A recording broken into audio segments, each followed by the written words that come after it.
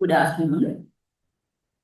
Today lecture is on therapeutic plasma exchange. I think this is not that much common and most of you are not aware about this one. That's why I'm thinking about doing some basic of therapeutic plasma exchange. The therapeutic plasma exchange is a kind of a apheresis technique. So before going into main topic, I will describe about the apheresis technique in first few slide and then go into the main topic, therapeutic plasma exchange. Is it clear?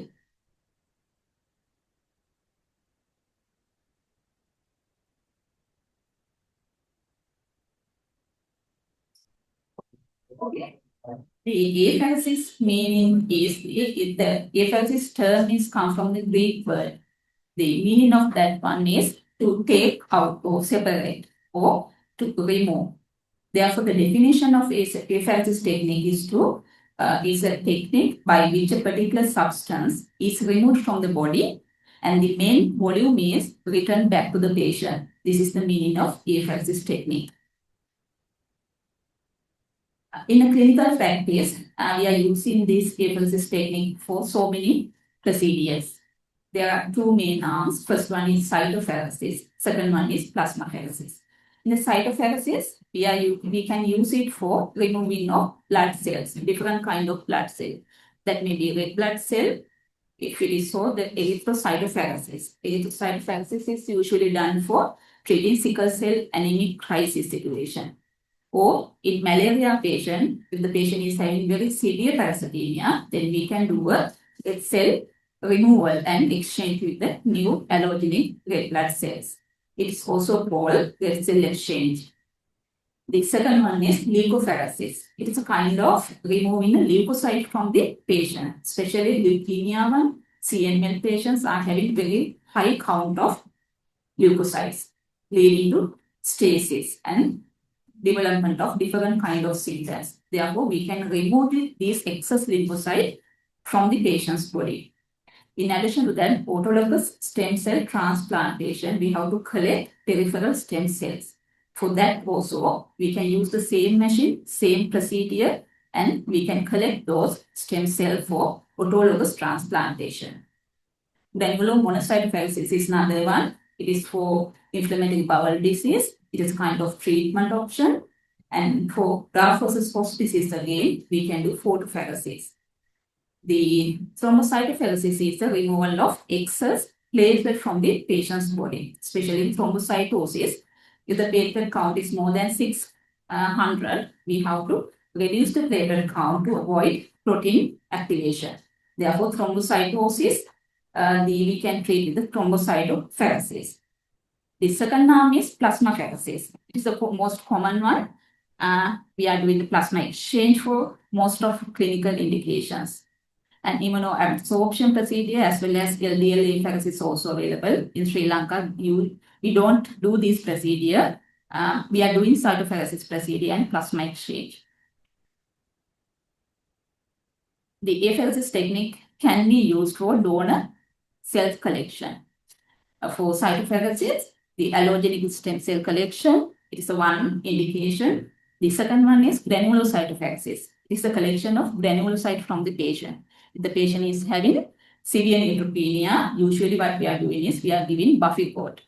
But during granulocytophagocytosis, we can collect whole adult dose of Buffy-coat from the one donor and give it to the patient. The second one is donor lymphocyte infusion. Following bone marrow transplantation, if the patient is developing a rejection, then we can go lymphocyte reinfusion from the same donor. The next one is platelet apheresis. It is the collection of adult dose of platelet from a single blood donor. It is usually done in Sri Lanka. The thing is, it is very much expensive. Now we are collecting platelet from the whole blood collection. In compared to apheresis technique, it is very much cheap.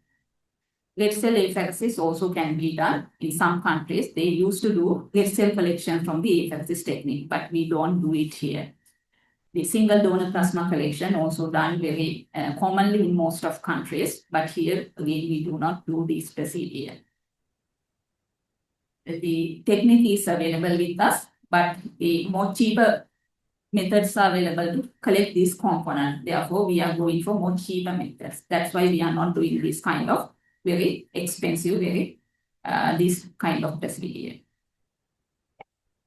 These are the definition of all these words. I don't go in and read this one. You can have a look it once this one is in the YouTube later. This is our main topic, therapeutic plasma exchange. Therapeutic plasma exchange is an extracorporeal blood purification technique used to remove a large volume of plasma. It's a kind of removing patient's plasma. And the removed plasma is replaced with the replacement fluid. It's the main one. Some part of the plasma is removed and replaced with the allogenic plasma collection. The aim of doing the plasma exchange is a removal of pathological substance from the patient body. If you are thinking about like Guillain-Barré or some other nephrologic indications, in most cases, the disease mediators are removed along with the plasma. And then the new plasma from the allogenic origin, we are giving back to the patient. During the plasma exchange, the most of pathological substances are removed. Pathological autoantibody, cryoglobulin, myeloid light chain, endotoxin, cytokines, and the cholesterol containing lipoprotein. All these things can be removed from the plasma exchange procedure. In addition to that, since we are removing the large amount of plasma, patient's normal blood quantity is also going out. For example, immunoglobulin, albumin, protein factors, platelet, fibrinogen, all those things also going out from the patient. Therefore, this is a non-specific therapy, but still we are using it to treat a lot of conditions. These are the available options for doing therapeutic plasma exchange. About 3 years ago, we didn't have this kind of sophisticated machine. Therefore, we had to do it manually. Nowadays, we don't do manual plasma exchange. But still we can do it if other options are not available. For automated devices, there are two kinds of automated devices depending on the flow pattern. One is the intermittent flow pattern. Second one is the continuous flow pattern. Depending on the separation technique, again, there are two types, centrifugation-based separation and the membrane separation methods. These are the photos. The first one is a centrifugation separation machine. Second one is a membrane separation. The techniques is different, but the purpose and the use is same.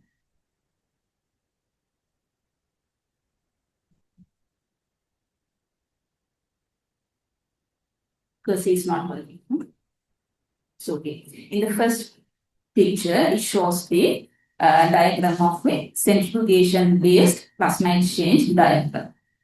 The patient is in the first picture. Patient is there from a basket. We are taking blood out from the patient. To avoid mechanism of clotting inside the extracorporeal system, we are adding anticoagulant. It is very important.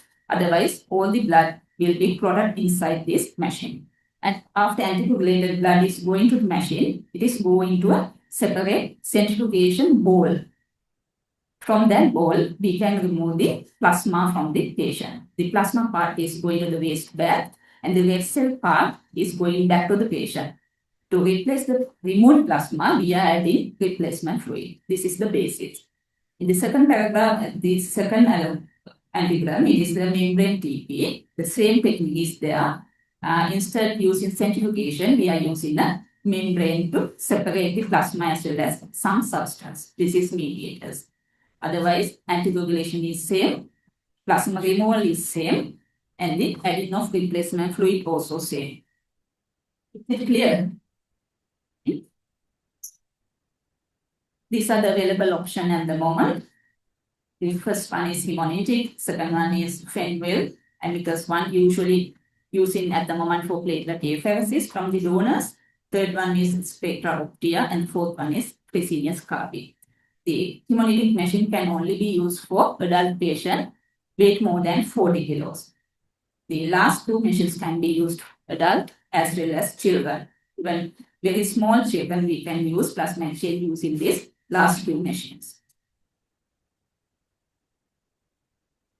The hemolytic machine is the intermittent flow device, and it uses single vesicular access to collect blood from the patient as well as return. Since it is an intermittent flow meal, it takes more time. And it is the only portable machine. If we need some machine, we don't have a machine here. So if we need a machine, then we can ask for a hemolytic machine. Other machines are not portable. Therefore, we have to get down this kind of machine. The most important one is this, the kit we are installing in it is cheaper than other machines. And the kit for this one is about 77,000 rupees. It's not expensive, but it is cheaper than the continuous flow machine. This is the disposable kit. And the last bit, the low one, it is the centrifugation ball. And third one is the machine and the kit installation completed here. In that, this is a latham ball. We call it a latham ball. This ball is used to centrifuge the collected blood. From the red line there, the drawing blood is coming into this ball. At the same time, centrifugation is started. Because of that, according to the layers, blood cells and the plasma is separated into different kind of layers. The lowermost is a red cell layer, uppermost is a plasma. In between, there are platelet, WBC, and all other things. From the lower part, the plasma part is removed to the waste bag. This is the plasma exchange. This part is removed to the waste bag. At the end of the cycle, remaining red cell is going back to the patient. This is the theory behind this machine. This is the continuous TP machine. This is a centrifugation belt there. This is a small belt. And this is, again, centrifugation is occurred. And cells and blood is separated into the layers. In the same way, the plasma is removed to the waste bag and remaining blood and cells are going back to the patient. In the continuous flow devices, it can be used for children as well as adults. And it takes less time because this is continuously happening, drawing the blood as well as returning part is occurring at the same time. Therefore, we can finish one adult procedure within 1.5 hours. This is so much. The time is less compared to the intermittent flow cycles. The thing is, the kit is very much expensive. One kit is around 1,40,000 rupees. It's the double of this intermittent device kit. When you're talking about plasma exchange, it is important to talk about the procedural aspect of TP. I will discuss about the anticoagulation, vascular access, amount of plasma to remove, replacement fluid, frequency of procedure, how we are going to decide it, and the patient preparation, monitoring, and the post-procedure care. The anticoagulation, as I told you earlier, it is very much important to avoid activation of the protein inside this disposable kit. Therefore, we are adding, there are two kinds of options. One is a citrate, second one is heparin. In plasma exchange, in Sri Lankan setup, we usually use citrate only. We don't use heparin because there's high risk of bleeding on that. But usually we are using citrate because it does not cause much harm and it is freely available with us. The anticoagulant, citrate, dextrose solution A is our anticoagulant solution we are using here. It can bind to ionized calcium in the blood. So, platelet aggregation is inhibited and the calcium channel dependent plasma coagulation pathway is inhibited. By both these methods, it prevents clotting inside this the extracorporeal system. Second one is vascular access. The large bore venous catheter should be used to achieve about our flow rate is around 50 to 100 ml per minute. To achieve that, we need 16 gauge double lumen dialysis catheter. And in dialysis catheter, there are two ports, red port and blue port. Red one is a short one. We use it for the drawing of blood from the patient. Blue port is a returning line and it is longer than the red port. The locations, it can be located in the periphery or centrally. We usually ask for a central line, femoral or neck line. And for the nephrology patient, if they are having AV fistula, that one also can be used for plasma exchange procedure. For intermittent flow cycle, we can use the procedure using a single line. For the continuous flow machines, always need two separate lines. And as we are talking about vascular access, I want to highlight about the managing the vascular access. The strict catheter care is very important, especially for nephrology patients and neurology patients. We used to do about 5 cycles, every other day 5 cycles, so it takes 10 days. We have to keep this line at least for 10 days. Therefore, strict catheter care is very important to avoid getting infections and to avoid blocking of those vascular access. After the procedure, we used to do pure heparin block insertion with vascular catheter to avoid developing thrombosis inside this mesh, the vascular access. Third point is the amount of plasma. How do we decide how amount of plasma will be removed during a plasma exchange? And the success of the TAP procedures depend on the two factors. First one is the distribution of disease mediators between extravascular and intravascular compartment. Second one is the once it is removed, redistribution time. It is very important. And other one is the disease mediator is an antibody. If it is the IgM antibody, it is usually present on the intravascular space. About 90 to 92% will be remaining on the intravascular space. Therefore, using a plasma exchange, this antibody can be removed very easily. But when you come to IgG antibody, they usually present in the extravascular space than intravascular space. Therefore, using a plasma exchange, if we want to remove IgG antibody, we have to do more procedures, frequent procedures to achieve the target level. The fraction removed and remaining, this is important. Usually, when we are doing the plasma exchange, we calculate the amount using 1 plasma volume, 2 plasma volume, or more. When we are doing the first column is the plasma volume removed, the 1.0 means 1 volume plasma. 1.5 means it's a 1.5 patient's plasma volume. If we are doing 1 plasma volume, usually we can remove about 62% of the disease mediated from a 1 cycle. If you are doing 1.5 cycle, the plasma volume removal, it will remove around 80%. If you are going more, we can remove more. For example, if you are removing 2 plasma volume, it will remove more than 85%. But the thing is, if you are going more, the higher volume replacement, it takes a lot of time and the complications are more. Therefore, at the moment, we are doing 1 plasma volume or 1.5 plasma volume replacement. The calculation of the plasma volume to be exchanged, as I told you, usually we do 1 plasma volume exchange. To calculate that one, both methods I used. First one is very simple way.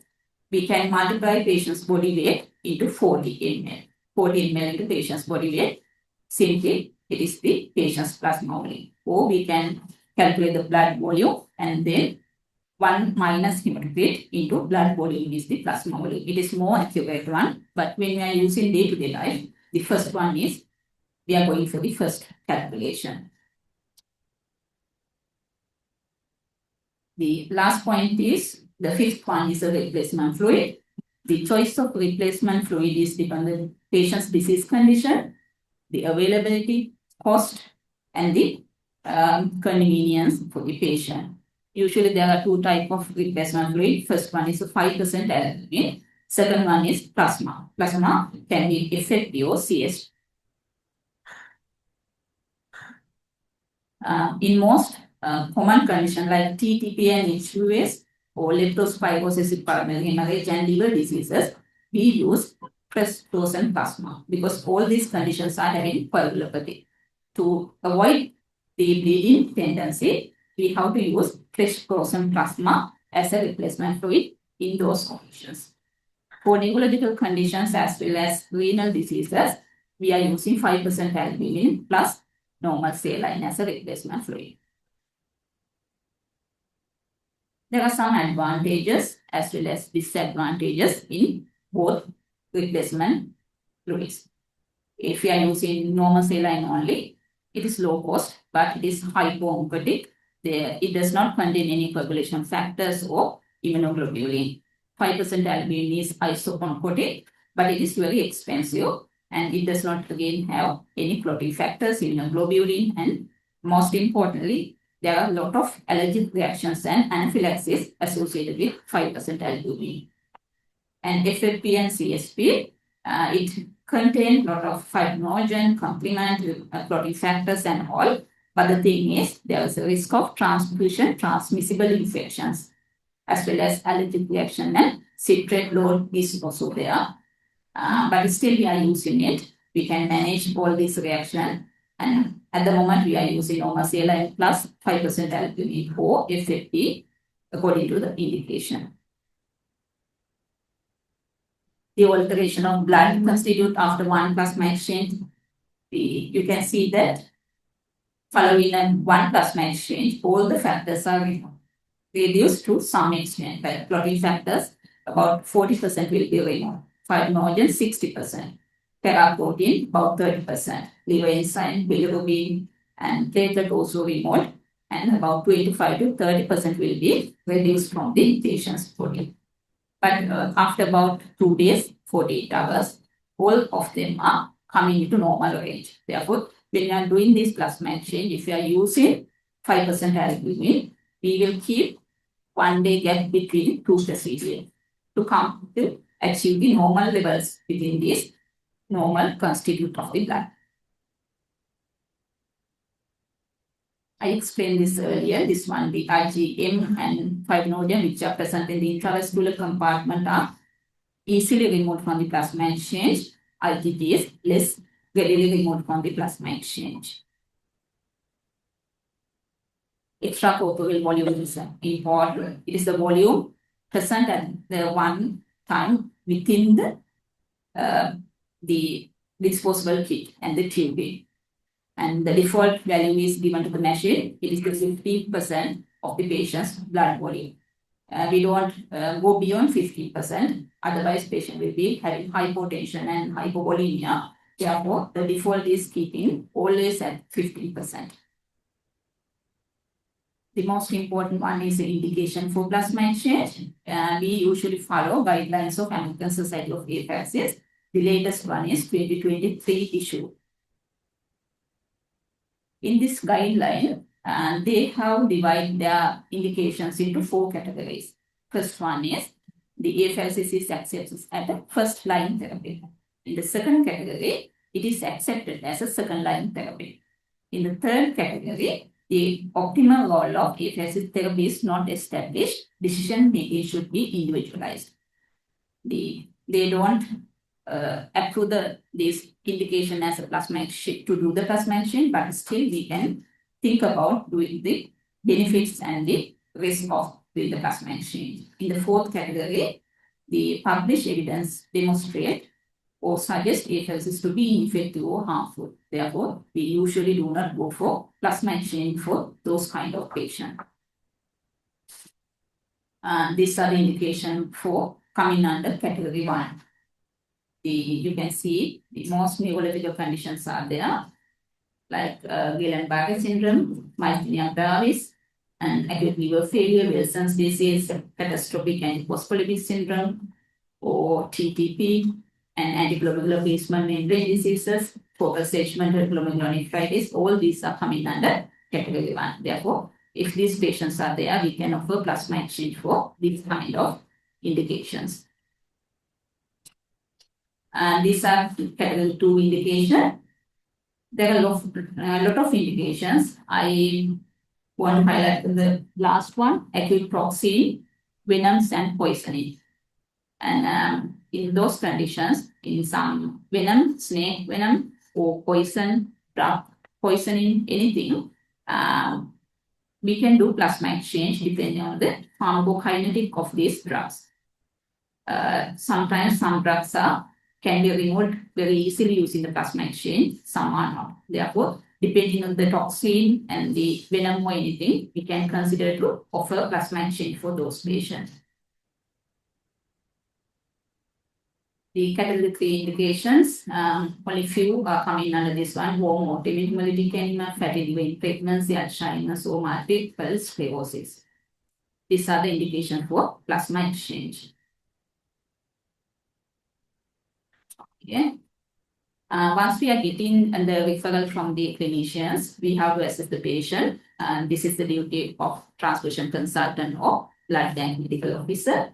We have to get the detailed history of the patient, about signs, symptoms, past medical history, and drug history, as well as we have to do some examination to assess the fitness for undergoing plasma exchange. This is very invasive procedure.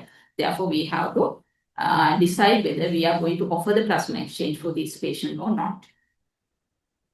Basically, we need some investigation: full blood count, serum electrolyte, serum calcium, serum protein, PTT values, blood serum creatinine, and if it is indicated, ECG or chest X-ray. And in some cases, usually we are doing HIV, Hep C, Hep B screening as well. And to the procedure, we want to reserve 1 pint of blood, and the informed consent of the patient or relative is very important. And we are asking to insert vascular access, suitable vascular access, and to book a ICU bed. This is very invasive, and there are a lot of complications associated with plasma exchange. So we have to do this procedure in an ICU facility. And in some patients, we have to refer for experts' opinion, especially if the patient is having history of cardiac illness, or we are detecting some abnormality in ECG, then we get the opinion of cardiologist. The frequency of doing plasma exchange, I have mentioned about the most common indication, TTP. In TTP, we are doing daily procedures till LDH and platelet count come to a normal range and becoming stable. For leptospirosis and terminal liver failure, usually we are doing daily 3 procedures. And neurological and nephrologic conditions, we are doing every other day 5 cycles. Sometimes, if the patient needs some more cycles, we can offer according to the patient's improvement and the remaining factors. Once we decided to offer the plasma exchange, we are writing this TP order in the BHD. It contains this detail, the frequency and estimated total number of procedure, the plasma volume to be exchanged, replacement fluid to be used, and vascular access, and the desired fluid balance. All these things should be documented in the BHD, and after that we are going with the procedure. The plasma exchange is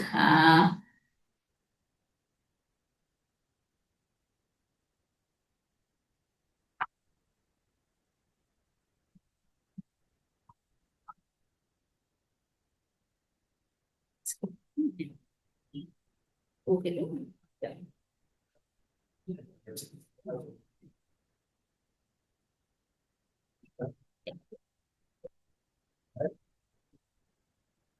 The complications of plasma exchange, this is also important.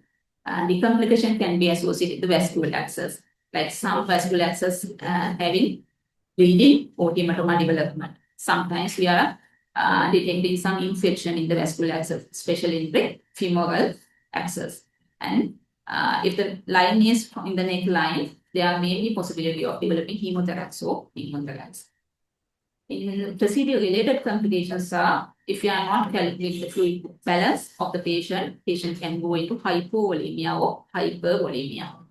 I haven't seen any AR embolism during plasma exchange, but it is a possibility. And frequently we are coming across with the machine failure. If a power cut is there, then we have to stop the procedure in between sometimes. But in a lot of conditions, we can recur the procedure later. But still, the machine failure is some complication related to the plasma exchange procedure. And complication related to replacement fluid, allergies, anaphylaxis, electrolyte imbalances.